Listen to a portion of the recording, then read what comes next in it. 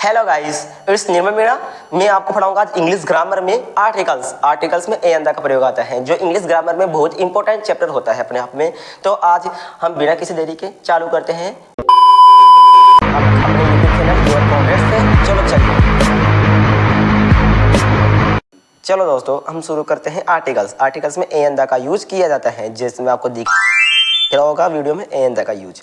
अब आर्टिकल्स दो प्रकार के होते हैं, एक तो टाइप 1 इंडिफिनिट आर्टिकल और एक टाइप 2 डेफिनेट आर्टिकल। टाइप 1 देखते हैं हम इंडिफिनिट आर्टिकल को।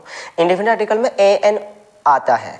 क्या आता है? ए एन का प्रयोग किया जाता है और एक का प्रयोग काउंटेबल नाउन के साथ किया जाता है। याद रखिए, केवल एक का प्रयोग काउंटेबल नाउन के साथ किया जाता है। एग्जांपल देखिए आप, ही इज ए डॉक्टर। अब डॉक्टर को हम काउंट कर सकते हैं क्योंकि यहाँ पर एक डॉक्टर है जो, और नाउन क्या होता है? नाउन किसी का नाम हो। अब यहाँ पर डॉक्टर है, डॉक्टर एक ही तो है, जिसलिए यहाँ पर हम काउंटेबल हो गया, जिसलिए हम यहाँ पर ए का प्रयोग किया है। और दे हैव ए चांस, अब उसके पास एक चांस है तो हम इस चांस को भी काउंट कर सकते हैं क्योंकि एक है चांस। और यहाँ पर नाम है, जिसलिए हम यहाँ पर भी ए का प्रयोग कर दिए।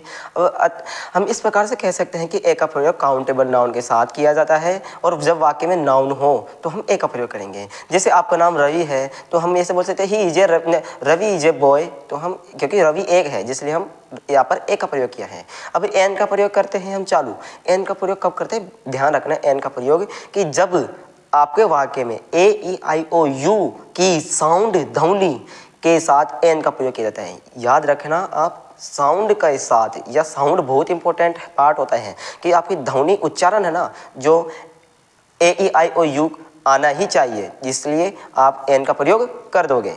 तो हम अब एन का एग्जांपल देख लेते हैं। वाट आइडिया सर जी। अब आइडिया ध्वनि आ रही है आई, तो हम यहाँ पर करेंगे एन का यूज, जो कि बिल्कुल सही है।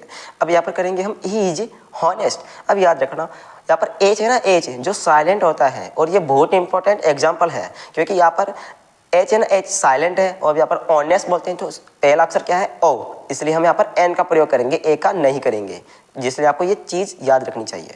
और ही इज MBBS।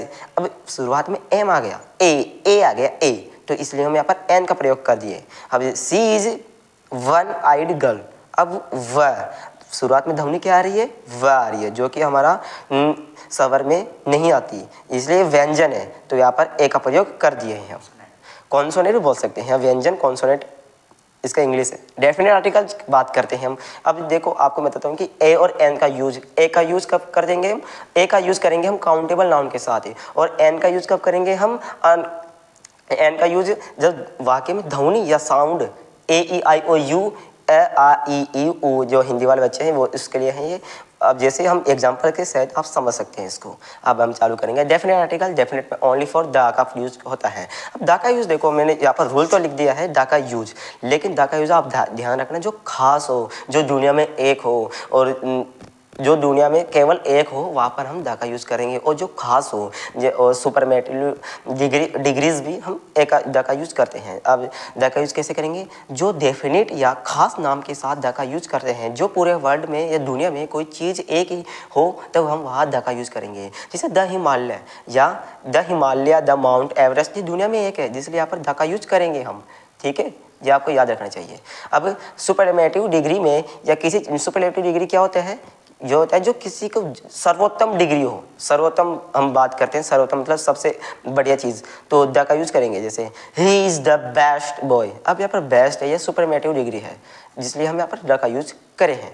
अब दिशाओं के नाम के साथ भी द का यूज़ करते हैं। जैसे द नॉर्थ है, जो हम दिशा का नाम है, तो यहाँ पर द का यूज़ कर दिए हैं। लेकिन दिशाओं के साथ अगर कोई स्थान या नाम आ जाए ना, तो वहाँ पर हम द का यूज़ नहीं करेंगे, जो कि अपने आप में बहुत इंपॉर्टेंट पॉइंट है यहाँ पर, कि जहाँ पर दिशाओं के साथ किसी स्थान या जगह का नाम आ जाए तो आप द का यूज़ नहीं करेंगे। इसलिए हम नॉर्थ आ गया और द इंडिया आ गया, तो स्थान का नाम आ गया, तो यहाँ पर द का यूज़ नहीं करेंगे, या इसका सही जवाब होगा नॉर्थ इंडिया, जो बिल्कुल सही है। अब ये तो बाकी हो गया कि द का यूज़ किस जगह करें, लेकिन इंपॉर्टेंट इससे भी बात है कि द का यूज़ कहाँ कहाँ नहीं होता है, जिसलिए आप यह देखिए कि name of the city of country, देश के साथ या शहरों के साथ हम द का यूज़ नहीं करते। देखने में तो लगता है कि द का यूज़ होगा, लेकिन ऐसा नहीं होता है। जैसे आप बोलोगे जयपुर, जैसे मैं रहता हूँ जयपुर में, तो आप द जयपुर नहीं लिख सकते, ओनली फॉर जयपुर लिखोगे, जो कि आपका सही रहेगा। नेम ऑफ सब्जेक्ट, अब आप सब्जेक्ट के नाम के साथ भी द का यूज़ नहीं करेंगे। जैसे द मैथ, जो कि बिल्कुल गलत है, मैथ नहीं करोगे, मैथमेटिक्स नहीं करोगे, आप हिंदी ना करोगे, केवल ओनली फॉर हिंदी रहेगा, द हिंदी नहीं होगा।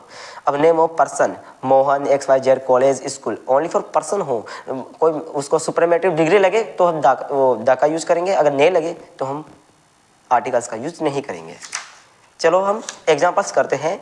ही सा स्नेक, स्नेक, अब यहाँ पर स्नेक व्यंजन है, कॉन्सोनेंट आ रहा है, इसलिए यहाँ पर ए का प्रयोग करेंगे, एन का नहीं, जो कि बिल्कुल सही है। और यह है ग्रास, जो है जो अपने अपने अपने खास चीज़ के बारे में बता रहा है, ग्रास, जिसलिए यहाँ पर द का यूज़ करे हैं। और यहाँ पर आपके कुछ एग्जांपल्स है जो आप कमेंट करके बताएंगे कि कौन कौन सा इसमें सही होगा, कौन कौन सा इसमें आप आर्टिकल्स का यूज करोगे और कौन कौन सा नहीं करोगे, और कौन सा वाक्य में तो आर्टिकल्स का यूज ही नहीं होगा और किस में ए आएगा, किस में एन आएगा, किस में द आएगा। तो आप कमेंट करके बताइए। और ऐसे वीडियो अगर पसंद आई हो तो लाइक, सब्सक्राइब, बेल आइकन को प्रेस करिए, और आप ऐसी ही मज़ेदार वीडियो पाने के लिए आप हमारे को सब्सक्राइब करिए। चलो धन्यवाद। जो भी डाउट हो आप कमेंट में करके बता दीजिएगा।